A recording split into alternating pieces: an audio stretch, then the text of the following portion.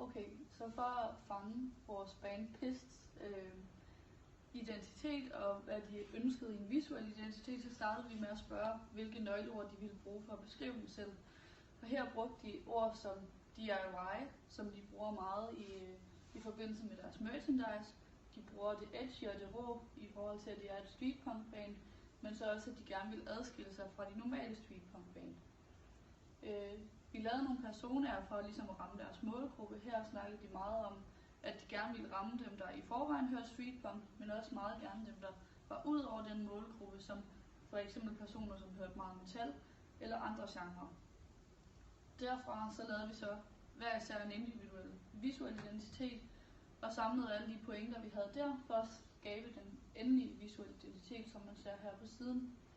Derfra valgte vi at lave et par merchandise, som man kan se hernede, som blandt andet 3 badges og 3 klistermærker, som har den her gennemgående grønne farve, som vi ønskede til den visuelle identitet, fordi den var lidt anderledes end det normale.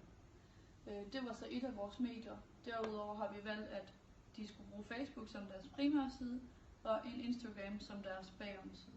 Og det var sådan hovedessensen i vores visuelle identitet.